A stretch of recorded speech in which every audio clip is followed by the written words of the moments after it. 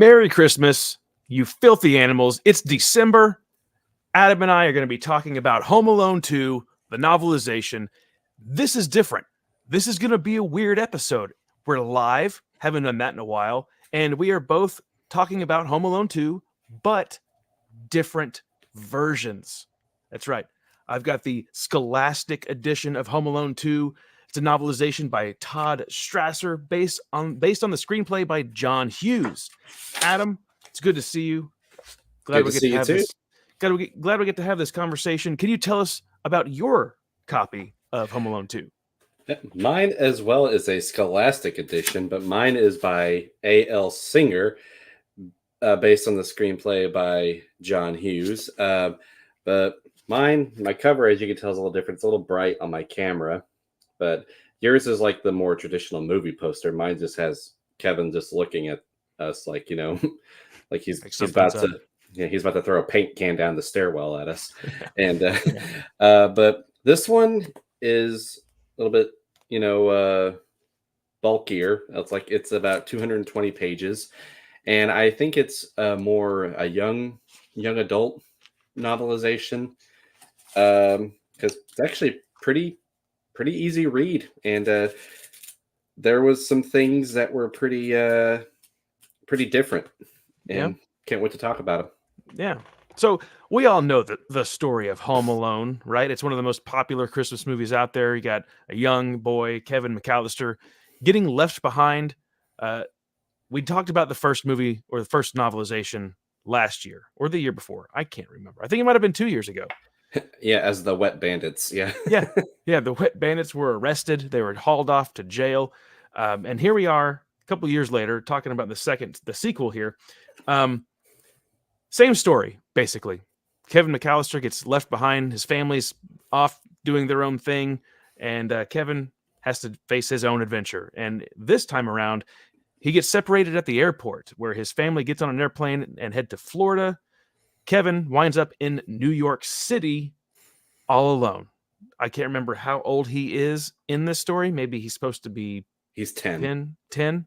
Mm-hmm. And he has the villains from the first one show back up. The Wet Bandits, Harry and Marv, they get out of prison. Well, they escape jail. And I don't know about your novelization, but my novelization has a prologue. It's a dream sequence with Harry and Marv, and how they're trying to bust out of jail and get back to Kevin and get their revenge on him. Yep, I got that too.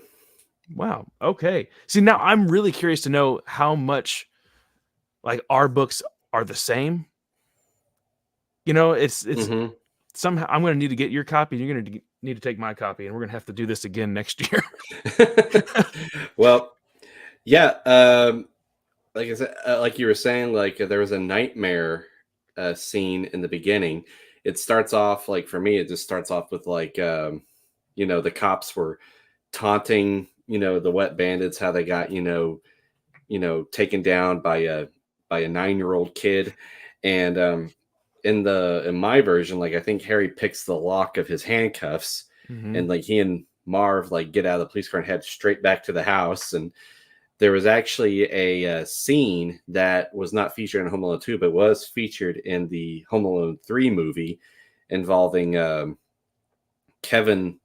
Like they go back to the house and they find a dummy that Harry pulls down from the attic, and it starts a lawnmower and it goes right on top of Harry's head. Oh, yeah. They did put that scene in this book, and my copy as well. So I don't know about you, but I love Home Alone. I watch it every single year. The second movie is just as good to me as the first one, because it's basically the same movie, just a different like atmosphere or a different setting. You get this poor kid who's trying to make it, and they've got that cool recording device that he has, the Talk Boy, the Talk Boy, where he can slow down the recording to make himself sound more adult, which is funny how they used the technology in the film and in the book for him to get a hotel room he had to make himself sound more adult. Like he used it to act like his dad calling Like, in to get a reservation. howdy do. This is Yeah, Peter McAllister, the father. yeah, the father, which I thought that was what? Okay, but yeah, it's a funny story. The one thing that really stood out to me, there's one of the differences. Okay, I'll get into is in the book, there's the confrontation between Uncle Frank and Kevin in the beginning Mm-hmm. is a little bit different. Mm-hmm. In I think it was in the book. See, I lost my note on this one too. I think in the book he calls him a jerk or something again, but Mm-hmm. in the movie he calls him A he's, sourpuss, yeah. or I think he calls him he says, a nosy little pervert. I'm gonna Oh, slap you're you. talking about that scene. Yeah, yeah, yeah, Yeah, yeah, he's like, I'm yeah. gonna slap you silly. I thought that was funny. I remember, I know the thing that I do have written down is that scene was a little bit different. But yeah, there's a lot of things in this book that made me laugh, just because I don't know, the humor was pretty much on point with the film. Nothing really was too drastically different. It stayed pretty true to the film. Um, I like how, like, Buzz, for example, one of the things that he says that was funny was he calls Kevin a trout sniffer. Yeah. Like, what? I always, I don't know. I don't remember that from the film, but when I What's read it in the book, I laughed out loud. What's funny is, like, as two guys that grew up in the '90s, we don't remember those insults either. Yeah, yeah, But yeah, I had he in my version he goes, "Hey, get out of here, you nosy little creep, or I'll slap you. Come out and slap you silly," which yeah. um Which just makes more sense that they would put that in these books, since it's supposed to be for young readers. So, mhm. mommy, what's a pervert? Well, there's also one where and at the second confrontation after the Christmas concert where Kevin punches Buzz off the risers after he's Hmm. just like, making faces or like holding the candle to Kevin's ears Yeah. behind him. Well, afterwards, like Frank says, like, "Hey, you better not wreck my trip. Your dad's paying good money for it." And in the novelization that I have, like, he just kind of scoffs it off and storms away and calls him a bunch of jerks. But I remember in the movie, he's like, "I wouldn't want to spoil your fun, Mister Cheapskate." Yeah, yeah, yeah. See, that's when in the book, Buzz flicks his retainer Hmm. at Kevin, and I think, what was it? In the movie, he hit, what was it? See, now I'm confused. I think in the movie, that's where I was laughing, because I watched the film, and that's when I heard him say, "Little trout sniffer." In the book, he just flicks his retainer at him, like, I guess it's in his mouth. He just kind of flicks it out at him, and Hmm. nobody sees it but Kevin, and his mom gets onto him and is like, "And no one believes you, Kevin." So he's irritated with that. So my mistake. I knew that was a funny part. When I watched it on the film, that's when I cracked up laughing. Um, but There yeah, was a couple of things that the book actually answered some questions for me on, because like there were things that I didn't actually notice before until I read the book. yeah. And it's after they got switched. Kevin found out he's at the New York airport. Afterwards, he realizes, like, "Hey, my family's in Florida and I'm in New York." He goes out and asks for a cab, and normally they have someone out there like like waving down a cab for you. Like he goes out there, and the guy that just waves the cab down just does it, and he's just like, and Kevin, he goes like, "Huh, they must not be surprised that a 10-year-old boy is asking for a cab." I'm like, "Oh well." And The go ahead. Oh no, go on, go on. There's also one, like, if you I just watched the film like 2 hours before we started recording, and there was one thing that I never picked up on, but it was the scene where the concierge, the manager, the Hmm. concierge was he goes into Kevin's room to kind of investigate, and he plays the recording of his uncle singing in the shower, and he has that inflatable balloon, Yeah, you the know. clown balloon thing. Well, it actually explained how that was already inflated because like if he would have hurt, like, did you ever not notice that like whenever he comes to the door, it's already inflated? Yeah, it's like already in there. Like he's Yeah, got and the like idea to do it. and apparently like I guess there was like a he's just like, huh, well, while I'm waiting for my room service, I guess I'll go ahead and take a bath. And he just went ahead and played with it in the bathtub or something like that. Like, well, that does actually explain it. So That's funny. So it does get into that where he like, oh, I'll take a bath and get the thing ready. yeah, it says that he played with it a little bit in the bathtub of the hotel room that he was in, and I have to find it. I'm actually right there.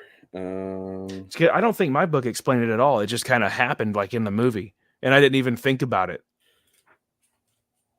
But yeah, it's kind of funny because he's got like, string attached to the hands to make it dance and move around.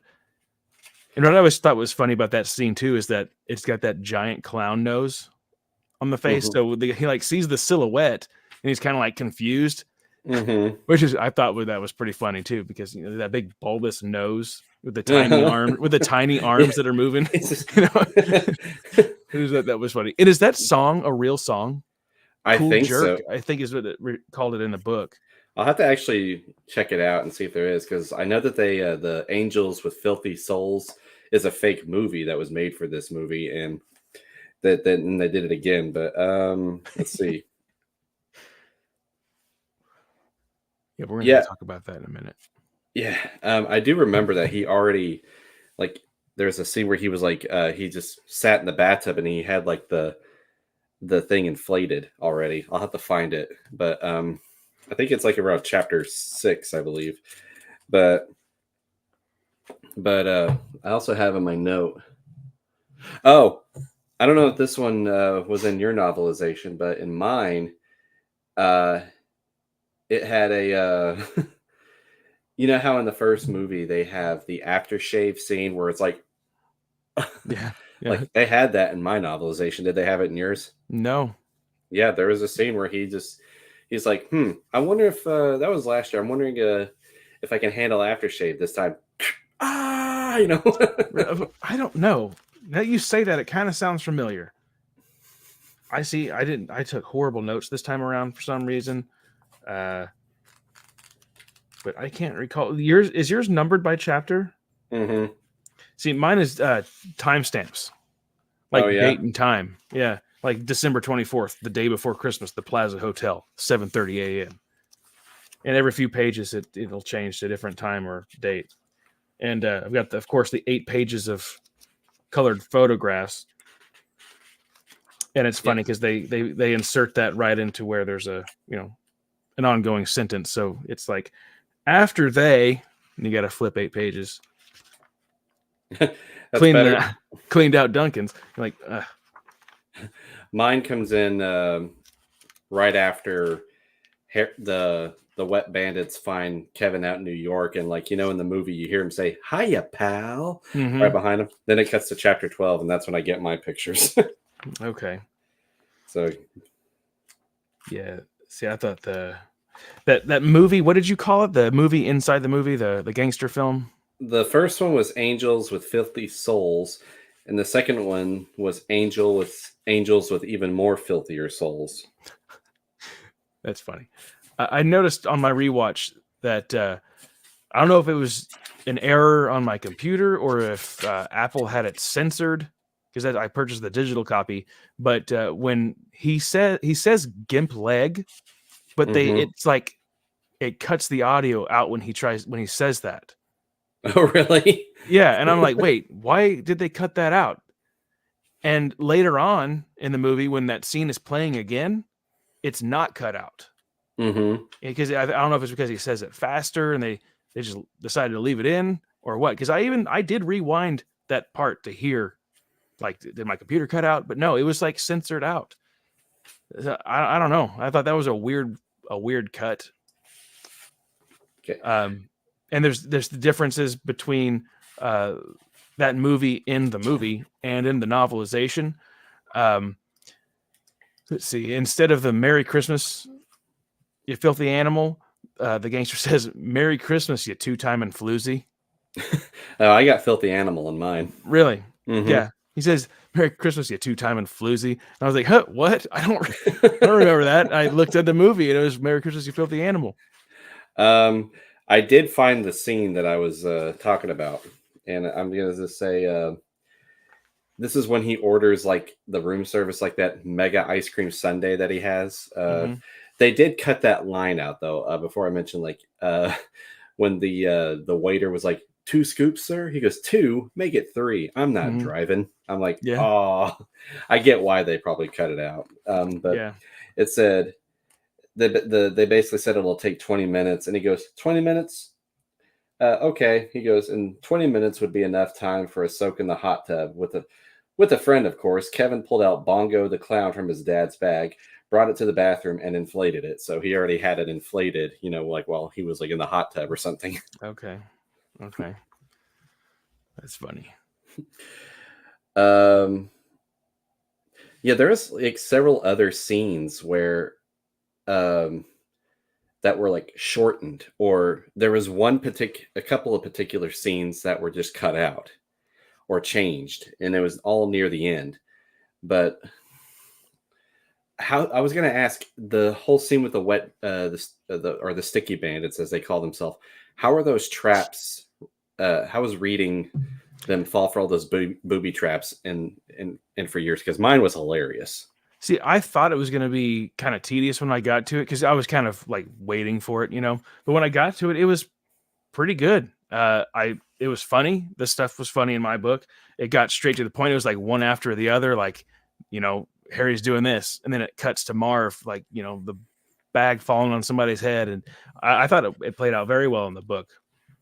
And mine, it describes Kevin's process, like detail by detail. Like it says, like Kevin did this to the tool shed, and then Kevin did this to, poured kerosene in the toilet, knowing that, and staged the fire, the little fire machine above it and everything. It described, and he called it Operation Ho Ho Ho. Yeah, and I got that. And it described all of his process, but I was reading this out loud. Like my wife was working in this office during the day. I kept laughing and I kept reading it out, and it caused her to laugh too. It was just how it was phrased it was just as funny as watching it on film. Yeah, that's good. That's good. I know one of the differences that I was looking out for was when Kevin pulls a photograph out of his dad's wallet to look at his family. In the book, it's described like his dad's more serious and everybody else is just real silly. But I think in the movie, it was just like a normal photo, like not anything sitting there like at a studio or anything. How this one like apparently comes off in the book. They're supposed to get like professional photos or something that he keeps in his wallet, and his dad's like real upright and trying to be super serious, and everybody else is just kind of like doing their own thing. So I thought that was interesting. A weird change for the book. I remember it just kind of being a photo too. I'll have to go back and check it out. But go ahead. Did you get Buzz checking out a lady changing her clothes? Yep. Oh, okay. Like his family with relatives were checking on him, and he was just peeking out the window, like being all weird. Like, yeah, he's like annoyed when I guess his cousin came in to say something to him. He's just like, "Get out of here." That was hilarious. There was also one thing that I caught on. Now, yours, what does Kevin use to signal for the police in the park at the end? Signal the police? Like he said, like how in the movie he uses fireworks. Oh, I don't even know. Because in mine, he doesn't have fireworks. He has a flare. A flare? Uh-huh. I'm trying to remember. I know that he just like slips on a bunch of ice in my book, and then there's like sirens in the background. No. Yeah. He in the movie he says look for fireworks and says hurry, they got a gun. And this one he says hurry, they got a gun, and look for a light. That's where I'll be, something along those lines. I'm like, a light. And then I remembered, like, I didn't see him purchase the fireworks. I'm like, that makes perfect. In the movie, you see him come out of the store where he buys the fireworks, and I'm like, that makes a lot of sense though, because I think back then and still now, you have to be like 18 and older to buy Yeah. fireworks, don't you? Yep. Then See, I don't even know. A dozen policemen jumped out. See, flapping of wings. I don't remember how he signaled the cops. That's interesting. I should have paid better attention. let's see. I'm trying to find. It was intense. The whole gun to his face was intense. Oh yeah, Yeah. like I remember. It described that he pulled, like in the movie, he pulls it out of his pocket, but in the book, it talked about how he pulled it out of a bag, like his gym bag or something like that.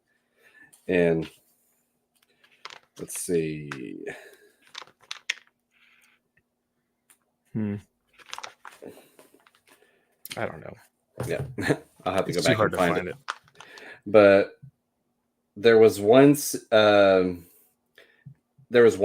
that was completely different than the film too. It was when, in the film, when Kevin's mom was out looking for him in New York, she asks for a cop for help. In my novelization, she doesn't. Like, she doesn't get the idea to go to the Rockefeller Center with the big Christmas tree. I think she was reading a magazine. Yeah. And she looked at a picture of a tree and she's like, I know where he can be. I was like, Yeah. oh, okay. It's a little Yeah. different. And let's see. Yeah, that's what happened in my novelization too. The scene where the parents confront the hotel staff was short. Like, it was basically them saying, like, you guys are idiots. What kind of idiots work here? And then he's like the finest. Yeah, it's just like the finest in New York. Yeah. And then at one point, like, she outright slaps Tim Curry's face, and he's trying to warn her not to go out there, and she goes, and then he goes like, well, be sure to bundle up. It's cold out there. Yeah. But yeah. And I was going to say, whenever that concierge guy finds out that the credit card is stolen, I know in the movie he does like a credit check, like he looks it up, and in my book it doesn't do that. He just like assumes the whole time that Kevin's committed fraud. Oh, that's it. It outright explains it in mine, how after he goes into his hotel with the pizza and or goes into the limo with the pizza, he goes and finds McAllister's credit card number and information, enters it in, and it pops up stolen. Yeah, and I don't remember coming across that part in mine. It's like the whole time he just kind of doesn't trust the kid. Yeah, he was a little bit more aggressive with him in the novelization, I noticed.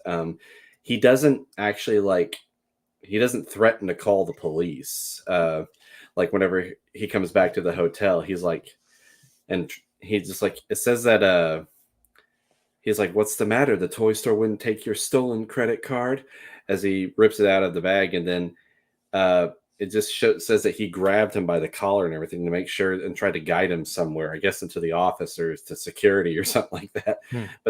But like, it says like he was trying to struggle out of his grip and everything. I was like, that's a little, yeah, it's a little rough.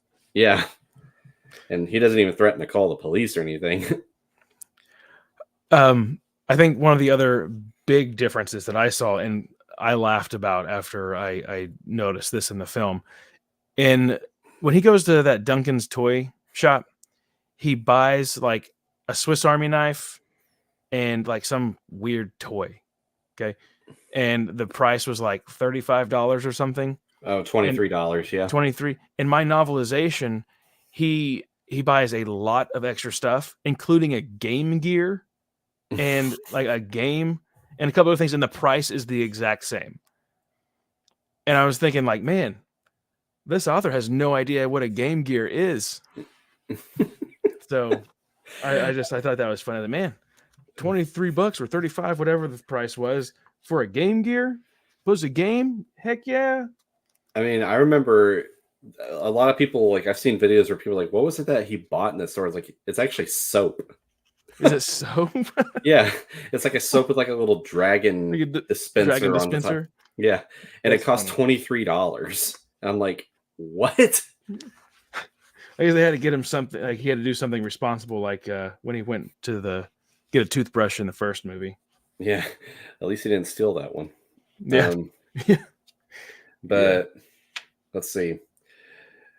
Oh, there was one disappointing thing about this novelization.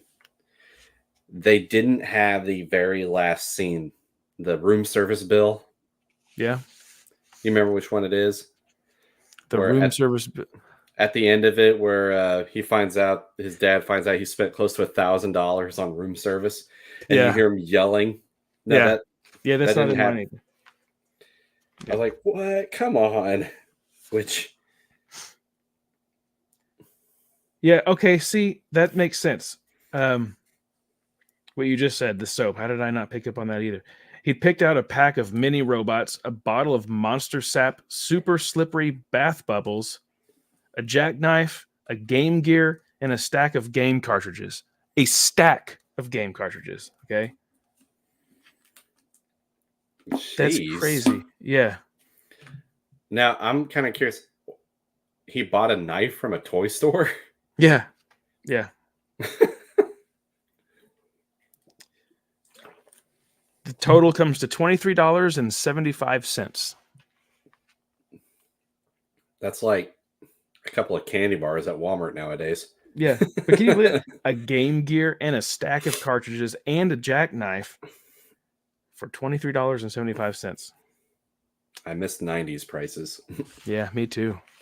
We do have some comments. DC says he slips on the ice after he makes the call to the police in the movie. Yep. And Small Time Republic, hello, is Trump in the novelization? I know, but he wasn't in my novelization. He wasn't mentioned in mine either. I think it says that he comes across like a wealthy person. Well, then that must be Trump. Yeah. But even in the movie, it didn't give him by name. Yeah. No. But I like that scene though, how he just kind of like gives him this curious look, like, what's the kid doing here by himself?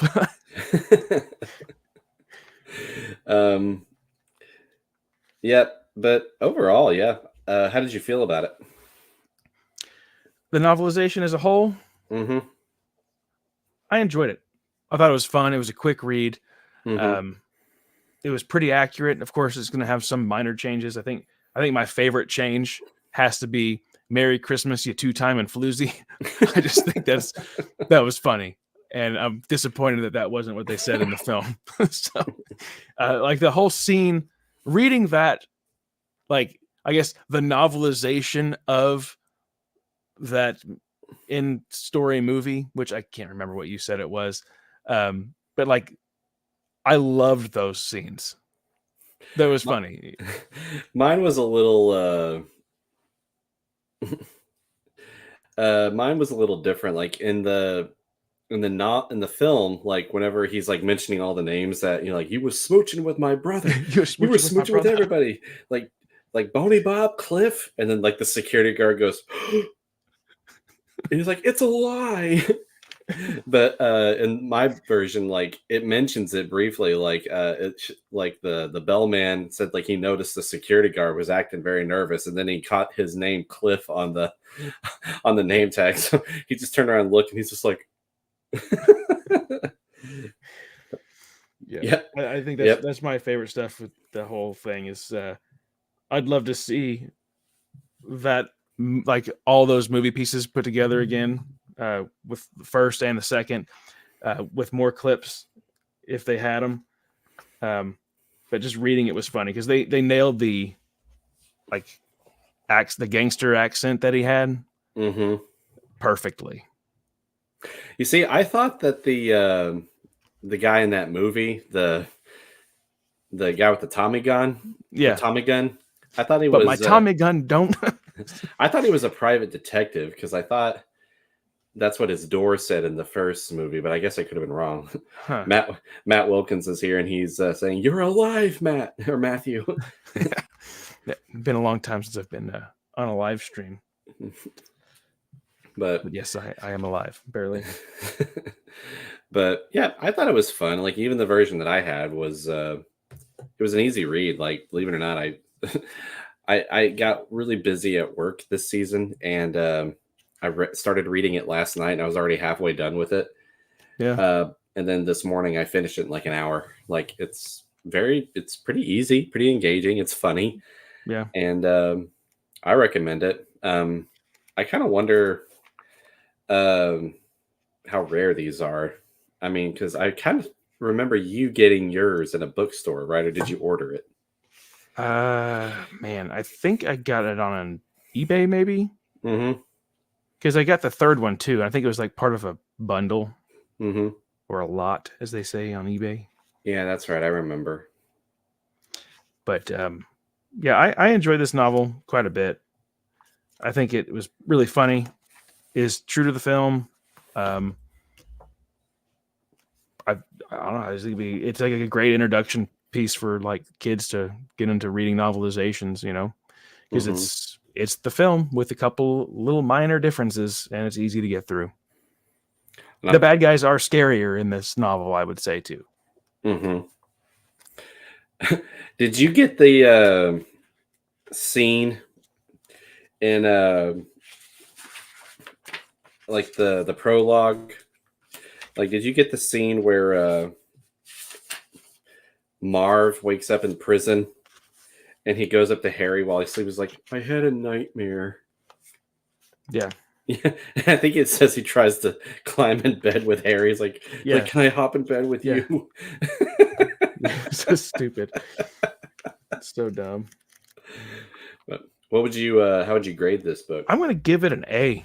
Me just too. because it didn't have anything that was like, this is stupid, or it seemed like a good reading grade level. It didn't dumb things down really. I almost gave it a B+ because they took out the room service bill scene at the end, but like I was like, no, it's still fun to read, so I'll give it an A. Yeah. I guess the book, my complaint earlier with Johnny saying so and so with the gimp leg, they censored it out of the book too. So it's not even in the novelization, but it is in the film. They just censored the audio. Yeah, I think the audio I heard today was narrated by Tim Curry. Do you have that one? There's an audio book of this? Yeah, there's like an audio drama that was narrated by Tim Curry, who played I didn't know that. Yeah. I was saying the audio from the film, like the audio. They mute the audio as he's talking and says, "With the gimp leg." I'm thinking, like, is that? It's not a curse word, is it? Did you? Where did you watch it? I bought the digital copy from Apple. Oh, okay. So because I just watched it on Disney Plus, and it said Little Mo with the gimpy leg or something. Okay, that's weird. That like it kept muting on mine. That's strange. Weird. Maybe they think I'm like a 2-year-old or something. But yeah, that's pretty much it. Like I said, this was a very different live stream. We were talking about how we were just going to discuss and then just see how all of you guys in the comments are doing. So yeah, if you guys want to chat about anything, speak now or forever hold your peace. Yeah. See, this is going to be the wrap up for 2023. Adam and I are going to discuss what we're going to do for 2024 soon. Mm-hmm. I know that we've been putting out ideas of what we're going to read out there. I will confirm one if you're okay with it. Go ahead. Okay, let me grab it real quick. But yeah, it's exciting going through all the different novelizations, trying to pick out what we're going to get into next time. I know Matthew's excited about it. Matt Wilkins. I hope you're still in the chat because we're actually going to be talking about Godzilla, the 90s version with Matthew Broderick. So the we best Godzilla. the best.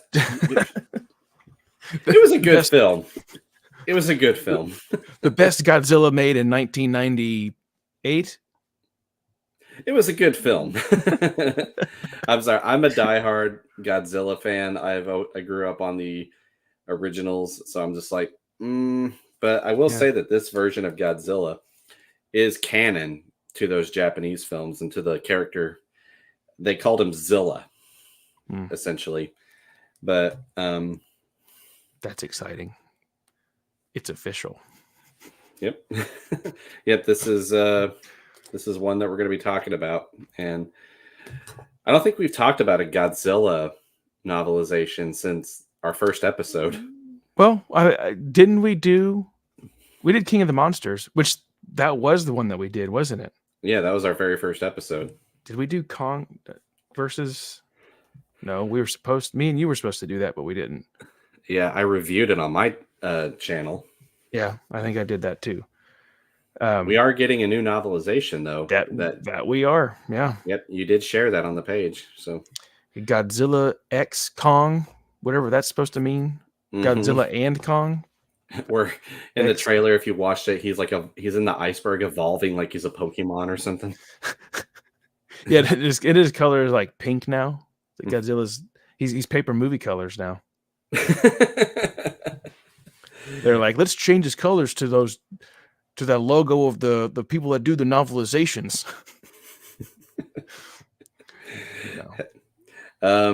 Small time. Or DC just said he finished watching the movie 2 hours before we went live. And Small Time Republic says we need a Home Alone with Macaulay Culkin as the dad. Nice. Yeah, that'd be cool. I'd watch that. And we got Chris Leon, 1991. Oh, I can't wait for you guys doing the 1998 Godzilla movie novelization. Yeah, we can't wait either. It's this one was actually starting to get rare for a while. I'm not sure if it is now, but it was. Yeah. It was, I guess, since I think Godzilla versus Kong coming out, like it made that one jump up in price. So yeah. We're gonna have to discuss when we're gonna do all of those, because I don't know if that's a good summertime thing, or whenever that Godzilla Kong movie comes out, maybe we kick off our season with that. Yeah, that's a good point. And then we can review the novelization that comes out. Yeah, might do that. Yeah, that'd be fun. Because we've thrown out a couple of different ideas about how to go about these the next season. Which one of the ideas that I had, I don't want to say it, because it is a really good idea. Maybe we'll do it in the future. It's themed after somebody, but I remember. Yeah. Yeah. I mean, there's a lot of novelizations with the guy in it, but yep. Now we're gonna keep them guessing. Yeah. Or nobody cares. Like, no, they're gonna do this another season. No, we are planning to have more single cuts. I know that in 2024, because you guys have been enjoying those. I think Daredevil got quite a bit of views, and Fright Night I think did very well. I'll have to go back and double check, but I know you guys are enjoying those, and we'll talk about more projects to do. So yeah, because I know that we've got some more single cuts that need to post on YouTube. Like some of the older ones. I think I had Back to the Future. I did that one on audio, and I think that one's scheduled to come back on YouTube in January. So got that to look forward to. And of course, some of those other like Halloween single cuts that Jeremy had done. We'll save those for Halloween.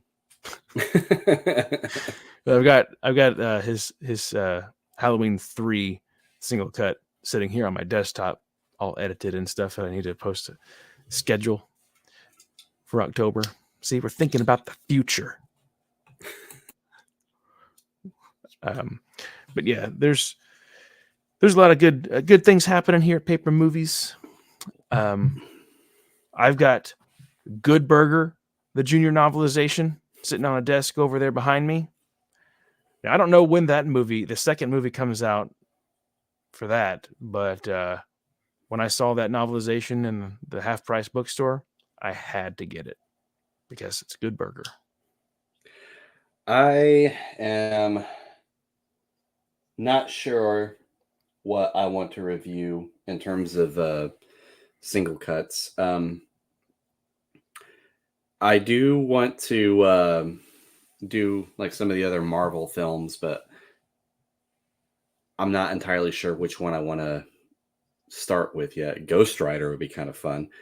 I also considered Blade because I think we live in the same state as the author for that novelization, Mel Odom. I think. I can't quite remember. I'll have to double check. But yeah, I think the last time you'd looked into it, he was like teaching out at OU. I think so. According to his Wikipedia, but he could be living somewhere else now. I'm not entirely sure. Yeah. But like, man, would it be so cool to I will say this isn't novelization related. Well, sort of.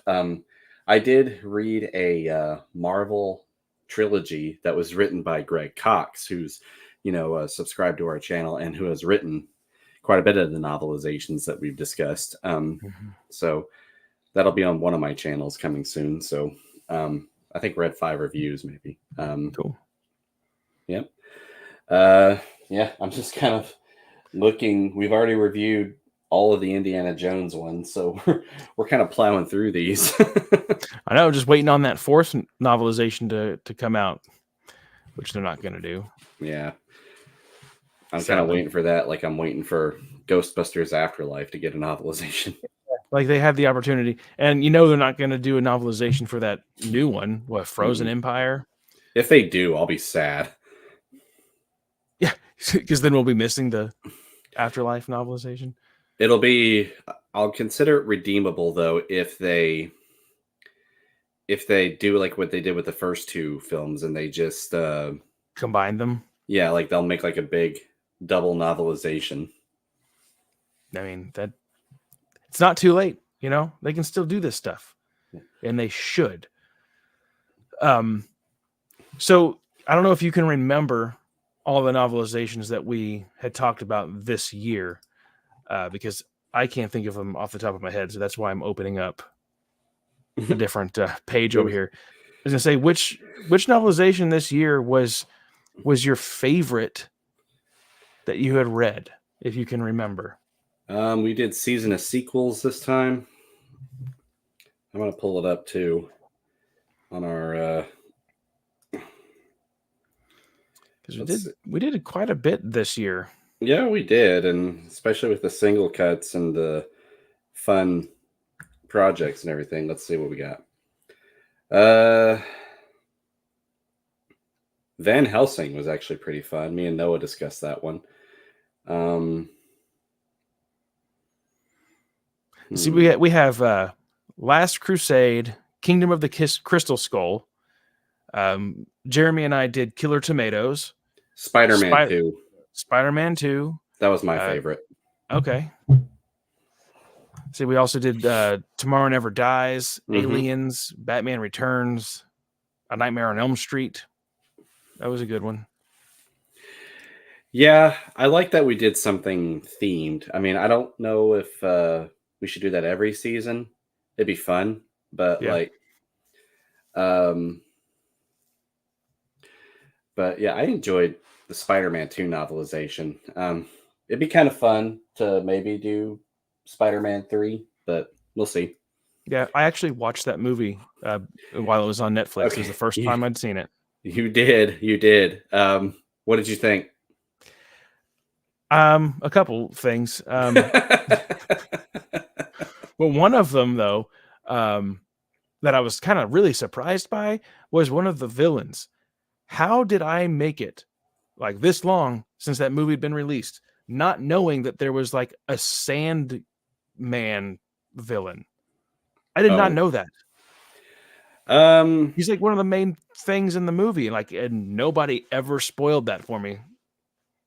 So he was pretty prominent in the comics. He was part of like the Sinister Six a few times, but yeah, he made a comeback. The same actor and everything for the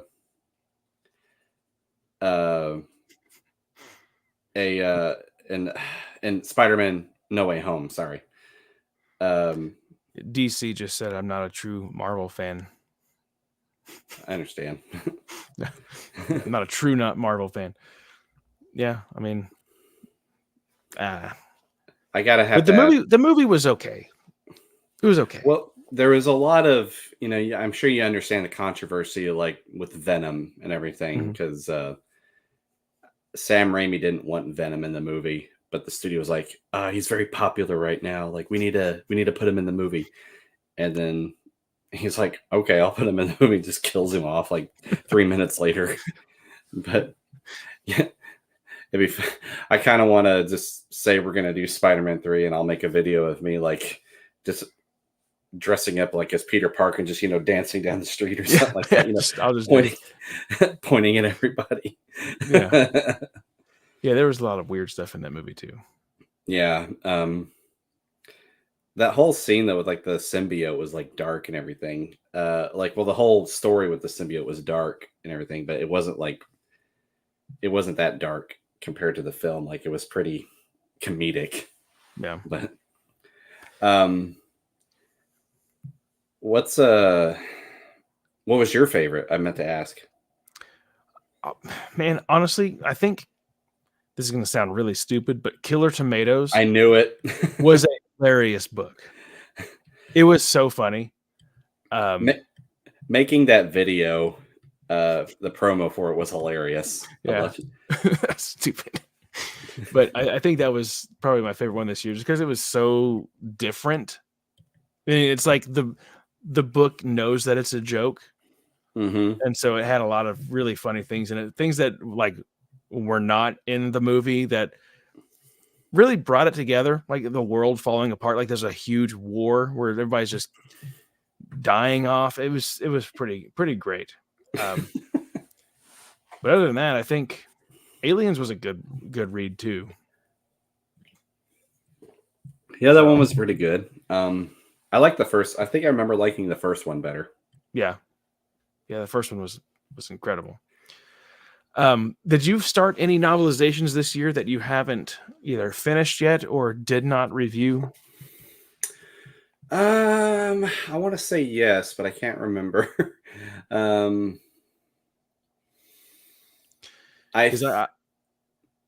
did, but they weren't for this channel. It was the Star Wars novelizations, but okay. I was going to review those for Red 5 reviews, but I just didn't get time to finishing them. So I'm still planning on reading them though, but they'll be those reviews will be posted there. I know we've kind of blacklisted Star Wars from this channel, so yeah, maybe we could start posting single cuts of our Star Wars novelizations if we wanted to. Yeah, that'd be fine. Yeah, because I know I've read the first 3 novels. No, I haven't read the 3rd novelization yet. 1 and 2 I have, but not the 3rd, 4th, 5th, or 6th.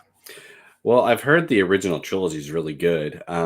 Noah has even said that Return of the Jedi is really, really good. And that's the one. And I kept hearing nothing but good things about Return of the Jedi. So that's the one I'm most excited to read. So yeah.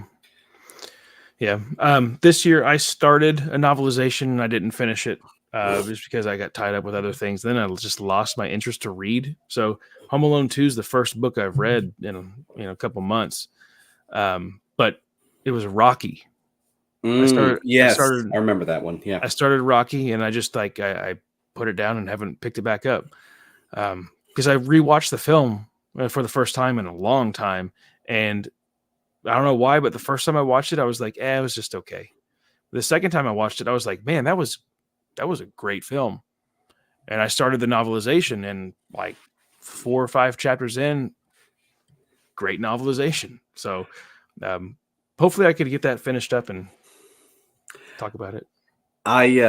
You mentioned Rocky, and I don't know if I shared the video or not, but I remember sharing it with you. But I sent a few novelizations to one of my favorite film critics or YouTubers, and just sent him a note saying, "Hey, love your channel and everything." And I sent him novelizations to films that I knew that he would like, and and Rocky is one of them. It's the YouTuber's named Sean Chandler, and I sent him Rocky, Spider-Man, Batman.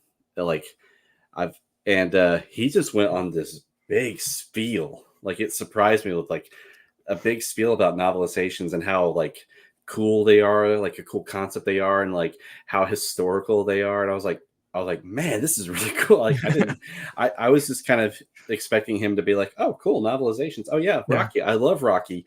And but no, he went like on a big spiel, and I was like, man, that was cool. Yeah, it's pretty awesome. But yeah, they are cool. Novelizations are sadly, dying out. It really sucks. But I love seeing these like novelizations from movies that you wouldn't expect, like just like a drama. Because nowadays it's just like, what is the number one action film this year? Uncharted. All right, make a novelization out of it. Like then the movie bombs and nobody cares. And I bought the novelization and I never took it off the shelf. I still haven't bought it.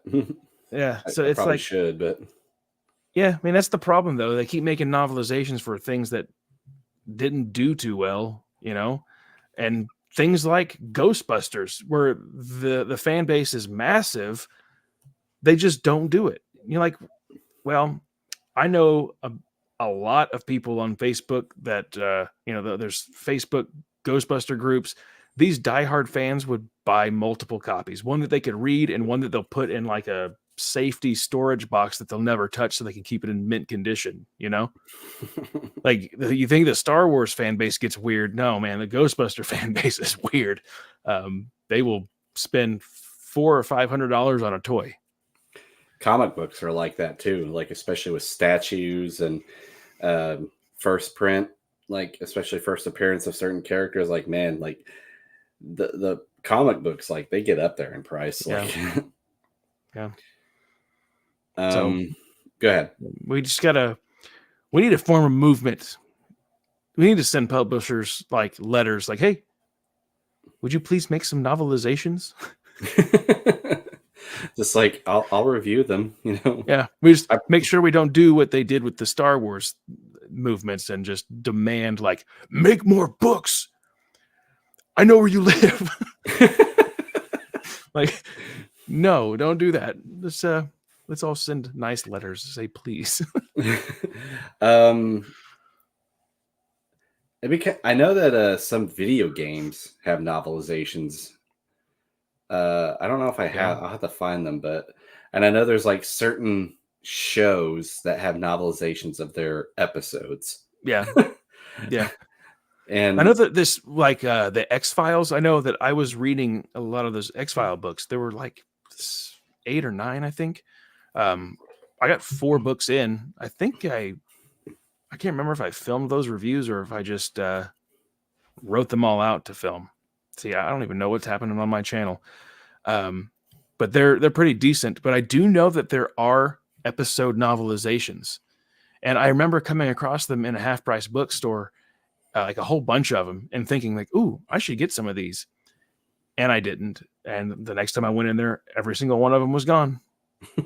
So it shows there's a collector for everything. Yep.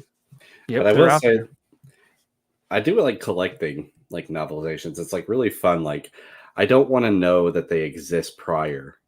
Yeah. Going into the store. I like to be looking on the shelf and surprised to see it. Like, yeah. I'm just going to give an example. Halloween, I did not know until, I started collecting them that they had novelizations to the Halloween films and that they're hard to find under $200. Yeah. Yeah.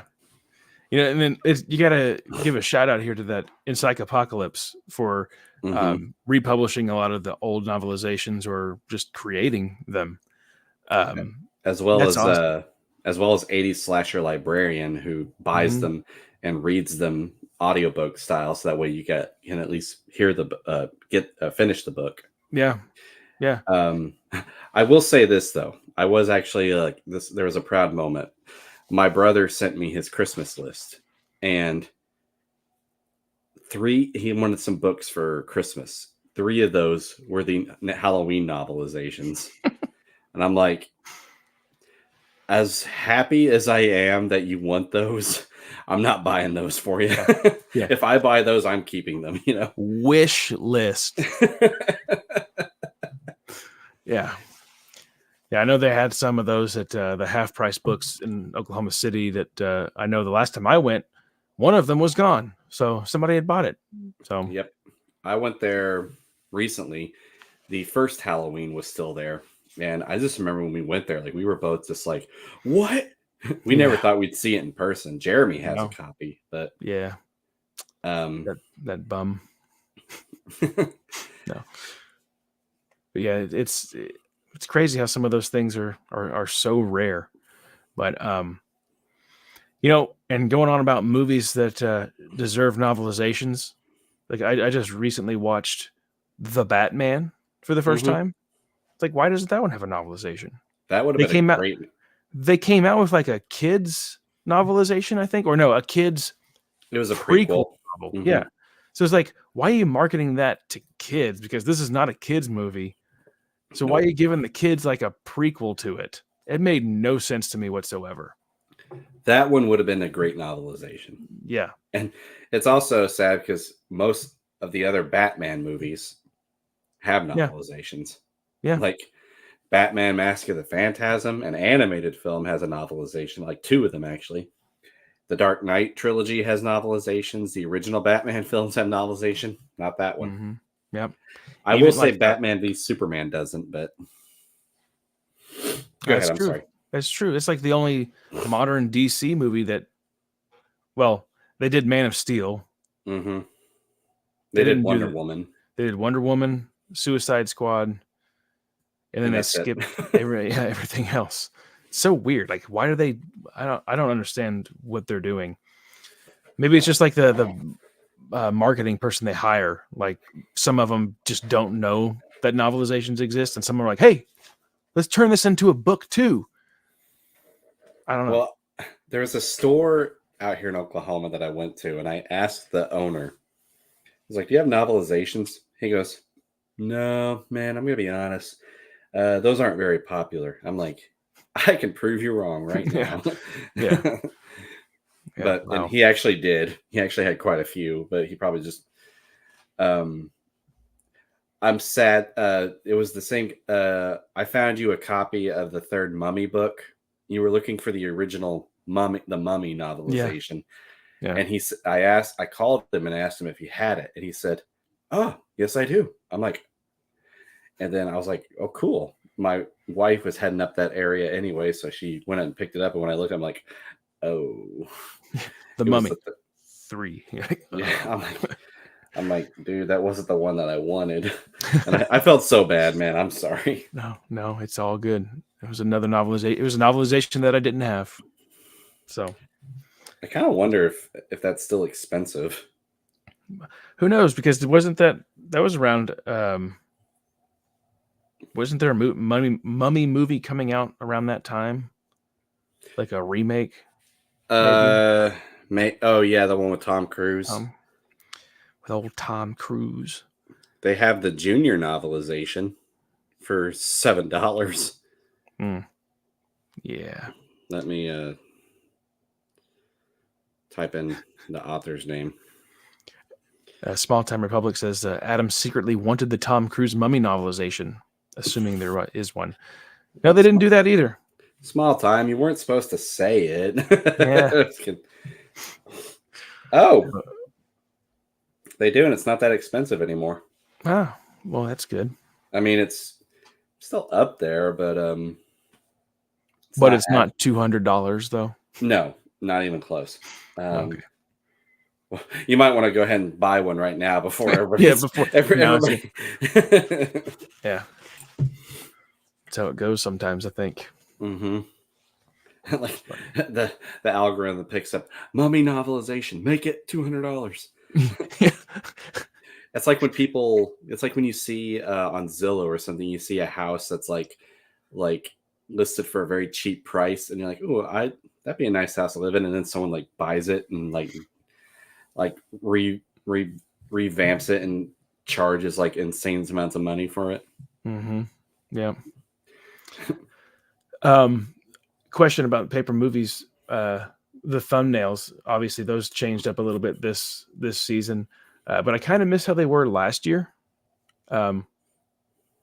Silly, like how you were in the Jaws, like in Yeah. the shark's mouth, and then I I'm, put you in Kong's hands.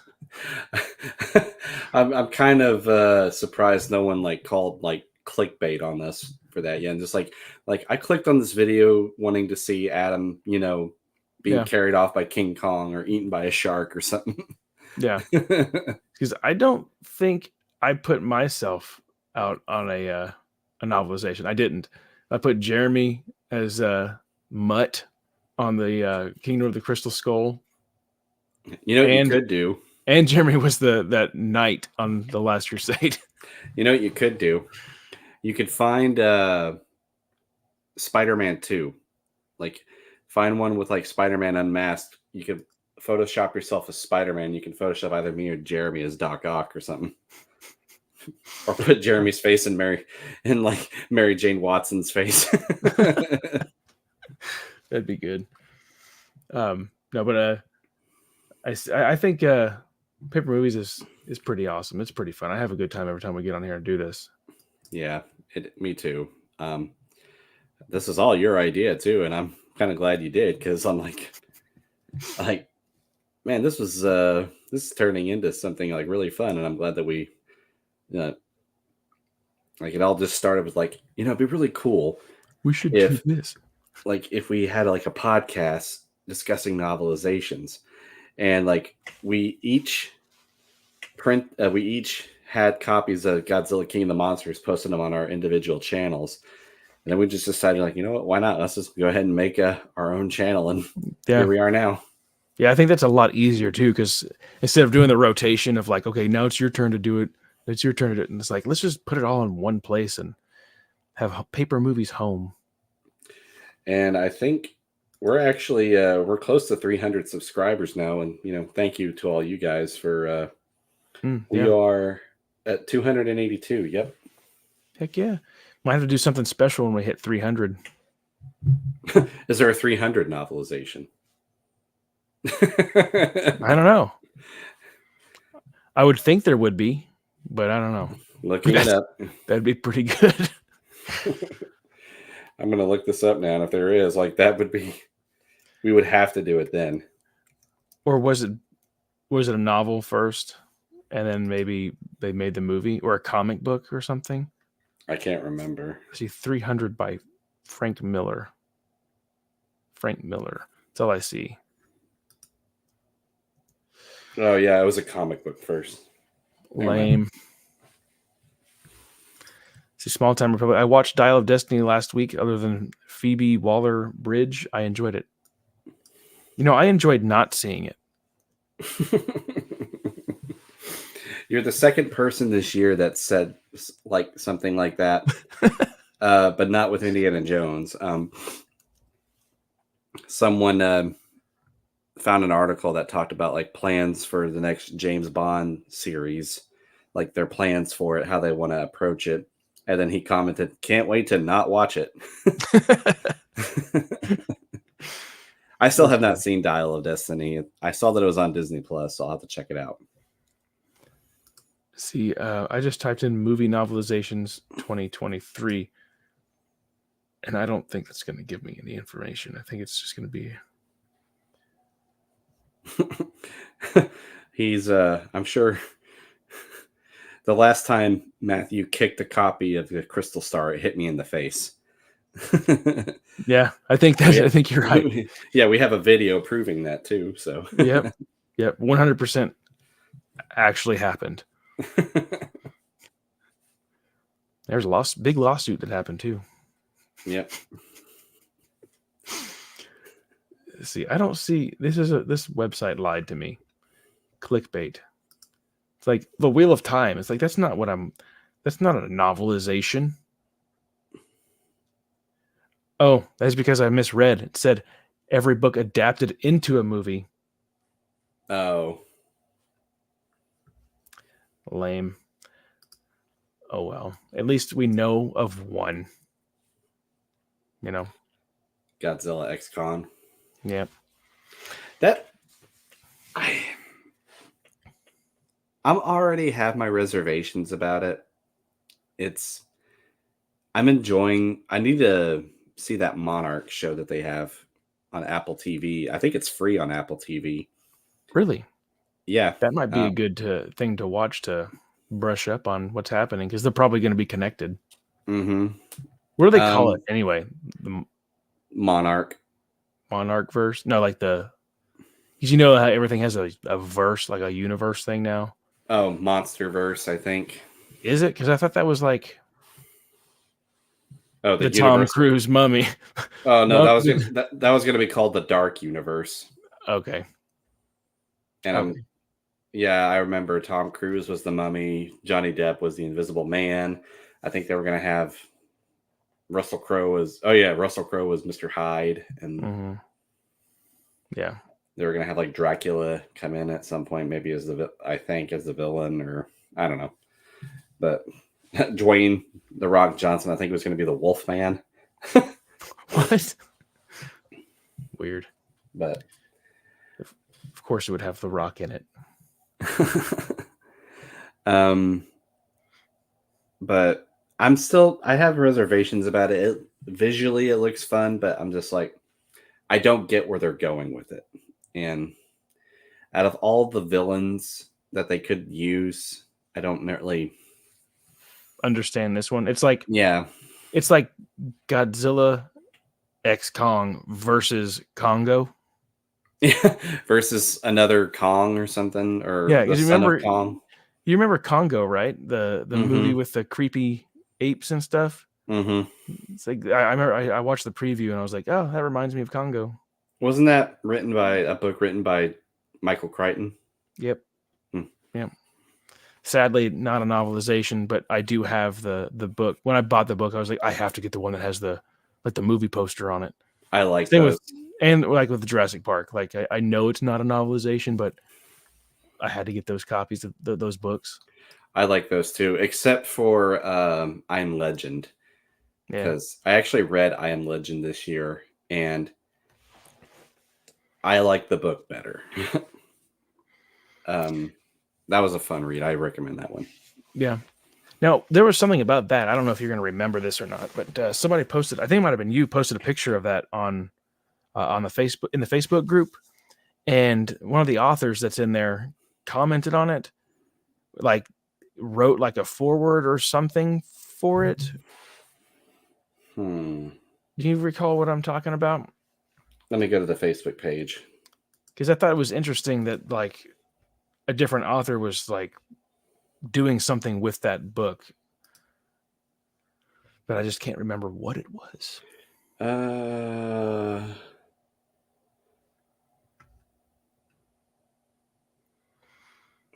Was it which? Do you remember which? You don't remember which book it was? It was that I Am Legend. Oh, let me find it. I think that's something that happened. See, I can't get into. I remember something like that too. I don't see I Am Legend though. I see Silent Night, Deadly Night. Was it Sleepy Hollow that I'm thinking of? Or there was like a horror novel, and I thought it was that I Am Legend that. Well, here's Sleepy Hollow. Or was it Splatter University? No. We're just looking at all the posts. No,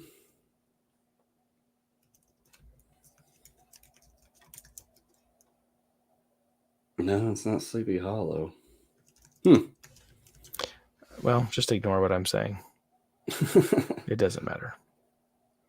Let me look at the comments. Yeah, I'll look it up though. There is a horror novelization that I do have on the way. Silent Night, Deadly Night. It's a great way to celebrate the holidays. Yeah. 1987 film. No, that was a 1984 film. They still need to get part 2 out there because, you know, we all need a good dose of Garbage Day. Like every other, like after the main guy, I can't remember what his name was, like Billy or something. Mm-hmm. He's like always talking with his eyebrows like this. I remember when we did a watch along with that, and that was my first time seeing it. I couldn't hear I had it on mute because I didn't want to wake up my kids. And I was just like watching him, just kind of like watching his mannerisms and just kind of like talking along. And you were like, have you seen this movie before? I'm like, no, why? He was like, because you're quoting it exactly how he's doing it in the film. I'm like, oh. Yeah, that was funny. I that was the first time I'd seen it too. I think Jeremy had watched it before, but that was fun when we did that. Yeah, that was during pandemic, COVID. wasn't it? Yeah, 2020. Yeah, we couldn't go out leave the house. It was like, hey, you guys want to have a movie night tonight? Like, yeah, yeah. I mean, and we watched Evil Dead, I think, one time. Yeah. Yeah, the Small Time Republic. It was a glorious watch. Yes. Yes, it was. Don't you agree? Stupid.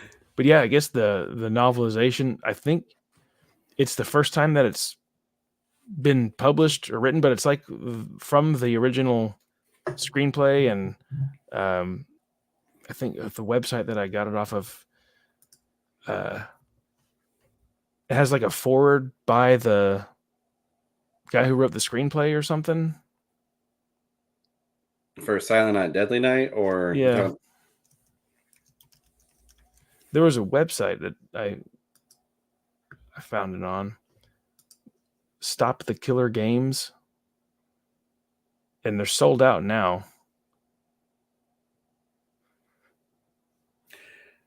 I was just looking at this, so we need to try to go to this year. You mentioned horror, and I was like, every year, like out here in Oklahoma, they have a horror con where they get like some of the actors from these movies of the novelizations that we read. Like, it'd be fun if me and you went to that, because I know that they've had like the girl that played Angela from Sleepaway Camp. They've had a few actors from Michael Myers films. So I'm just like, man, that'd be really cool. We need to, and they've had like some of the Ninja Turtle actors there too. So yeah, we need to do that. That would be fun. You see, I know that that Encyclopocalypse plans on doing Sleepaway Camp novelization. Is it a novelization? I thought it was like a. No, there's they're going to be producing one. Like they've got someone working on it. Oh, nice. Yeah, that was like one of their big things that they talked about earlier this year. I'd be very interested to read how the ending plays out in a book. Uh-huh. I hear it's gonna be a pop-out book.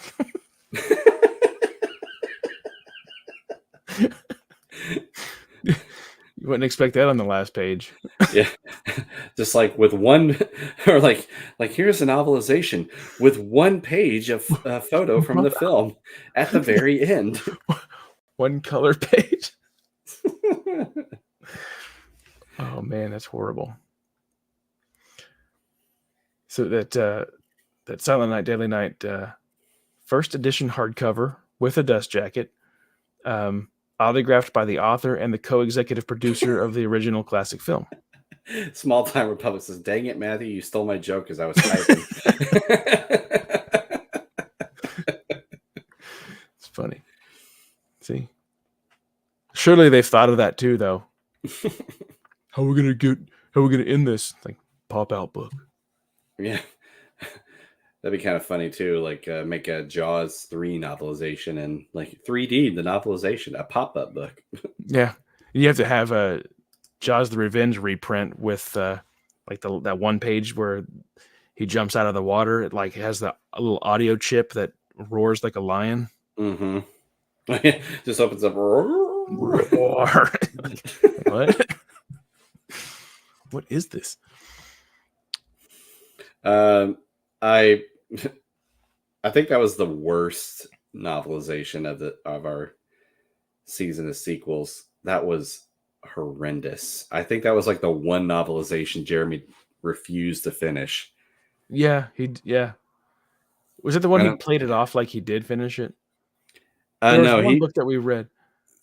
He outright he admits, like, guys, I'm gonna be honest with you, I couldn't finish this book. And I'm like, I understand. I almost gave up on it myself. It was terrible. Like, I remember I read that when I was like sick. I think I had like the flu or something. I was like just laying in bed and I read it the whole time. Like, man, double torture. I know, you're like, just like, I was like, I was reading to take my mind off being sick. Yeah. That one's got almost 300 views though. Mm-hmm. That one's doing better than Indiana Jones and the Temple of Doom, King Kong, Willow. Man, that's one of our better ones. I told you, it's just people are expecting a shark to eat me. Yeah. What we need to do for Shark Week is just download that video and repost it with a new updated thumbnail. Mm-hmm. Maybe we can find a still from the movie or something like that and just put our faces on it or something. Yeah. You know, I do have to say, like, I think we talk about this every time we do like a little chat, is that our Rambo First Blood Part 2 novelization discussion has 53,000 views. It's like, I don't know. I find that very funny. It's almost like a scam of some sort. I don't know. I mean, I'm not complaining. No. I thought that's pretty cool. I don't know why people keep on clicking through it. Maybe they think it's the film, and they watch it and they're like, "This isn't the movie." Yeah. I will say, I still have not seen any Rambo film to this day. I watched it for the first time whenever we did that novelization, and I was surprised at how awesome it was. Yeah, I remember reading the novelization. It was for Rambo. Which Rambo was it? Rambo 3. Oh yeah, we did Rambo First Blood Part 2, and then Rambo 3. Yeah, it was Rambo 3, and I was like, oh, that was my introduction into Rambo. Well, you know, not bad. But yeah, so we're going to be discussing what we're going to do for paper movies in 2024. And I originally planned to do a single cut this year or this month, but I don't know if I'll be able to. Maybe I'll save it for next Christmas. But okay. Just I have the novelization to Jack Frost, not the horror film, the one with Michael Keaton, where he's a musician that is like reincarnated as a snowman. You remember that one? I don't think I ever watched that one. Yeah, he's a musician who I think dies on Christmas Eve, and he comes back as a snowman. Wow. See, that's a classic right there. Yeah,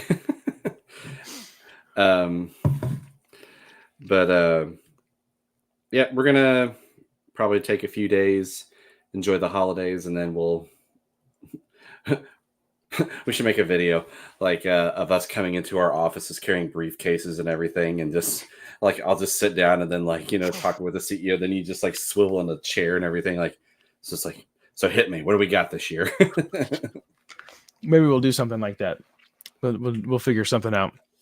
A big announcement video of what the books are going to be. But before we log out of here, because it's getting late, it's only Monday night. Adam, is there anything going on your personal channels that you would like to say? Well, yeah, I have some film reviews coming. Like I said, I got.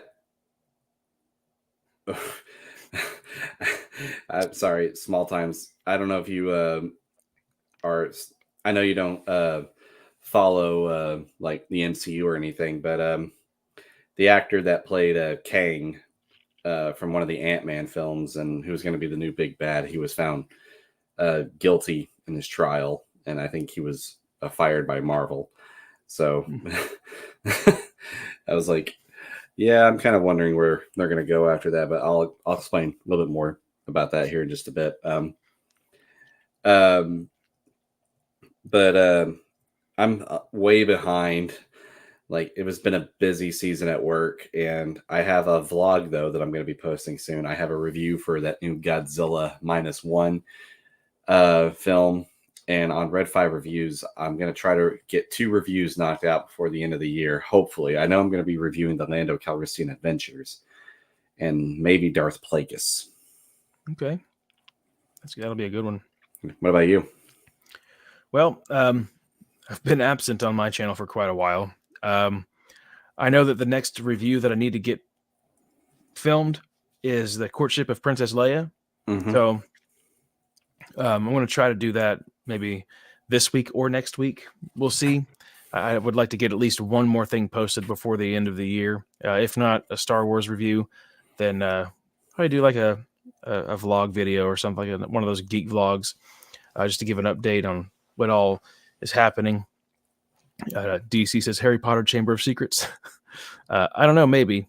No one watched the first Harry Potter review, so I don't know if I'll continue that. But I liked it. Yeah, thank you. But yeah, so either a Star Wars review or just like a channel update type thing for this year. And then next year, I'm going to figure out a game plan. I think next year will be the first time that I don't talk about the Star Wars canon, period. So it just goes into a different direction, So that's sorry, DC's comment. Okay, well, a couple people watched it. When are we doing the Batman Forever novelization? Maybe soon. Maybe so. Yeah, we were actually planning on reviewing it this season, but we did Nightmare on Elm Street instead, didn't we? I believe so. Yeah, mm-hmm. That's true. That was supposed to be. Yeah. Well, maybe we'll. Sorry.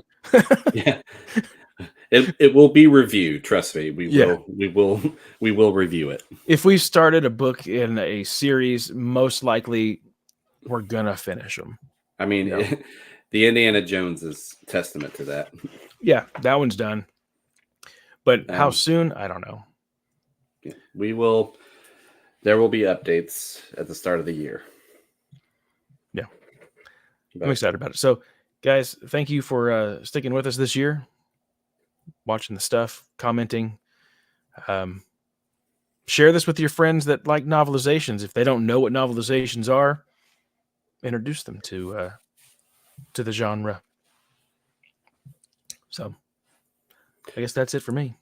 Also, I was going to say before we log out, be sure to go check out Jeremy's channel, Stupid Chainsaw Productions. He recently posted a stream with some updates for his channel. So if you haven't seen that yet, definitely go check that out. Yeah, I think he's got some changes coming to his channel. I saw that he changed his profile picture. Mm-hmm. It's the first time in a long time. I think since ever when I started doing YouTube, when I was a subscriber to his channel, it was the same picture. I made fun of him saying, "You look like you're 12." He's like, "I was 19." Like, all right. I think I just laughed at his response, but yeah. So good stuff. Go subscribe to all of us, please. But guys, well, thank you so much for checking out the Home Alone 2 discussion and for, sticking around for the live stream. Hope you guys have a Merry Christmas, Happy Holidays, Happy New Year. I'm sorry. It was Home Alone 2. So Merry Christmas, you filthy animals, and a Happy New Year. Yeah. And I'm going to say Merry Christmas, you two-timing floozy. Goodbye, everybody. See you in 2024. See you next year.